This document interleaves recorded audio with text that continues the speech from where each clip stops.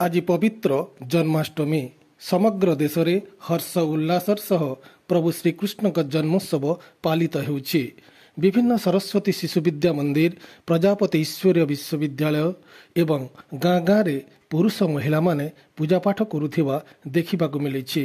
ସମସ୍ତ ଅଞ୍ଚଳ ଆଧ୍ୟାତ୍ମିକ ମାହୋଲରେ ମୁଖରିତ ହେଉଥିବା ବେଳେ ଭଜନ କୀର୍ତ୍ତନ ଚାଲୁ ରହିଛି।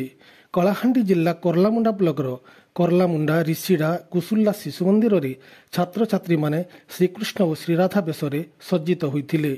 ରିଷିଡ଼ା ଶିଶୁ ମନ୍ଦିରରେ ଆୟୋଜିତ ଉତ୍ସବରେ ଯୁବ ଉଦ୍ୟୋଗପତି ସୁନୀଲ କୁମାର କେଡ଼ିଆ ମୁଖ୍ୟ ଅତିଥି ଭାବରେ ଯୋଗ ଦେଇଥିଲେ। ପରିଚାଳନା କମିଟି ସଭାପତି ନେମିଚାନ୍ଦ ଜୈନ, ସମ୍ପାଦକ ହୃଷିକେଶ ସାହୁ, କୋଷାଧ୍ୟକ୍ଷ ଅନ୍ତର୍ଯାମୀ ସାହୁ, ସଦସ୍ୟା ଗୀତାଞ୍ଜଳି ରଣା ଓ ମମତା ଭୋଇ ସମ୍ମାନିତ ଅତିଥି ଭାବେ ଯୋଗ ଦେଇଥିଲେ। ବରିଷ୍ଠ ଆଚାର୍ଯ୍ୟ ବାସୁଦେବ ସେଲମା ଅତିଥି ପରିଚୟ ପ୍ରଦାନ କରିଥିବା ବେଳେ ପରୀକ୍ଷିତ ନାଗ ସଭା ସଂଯୋଜନା କରିଥିଲେ।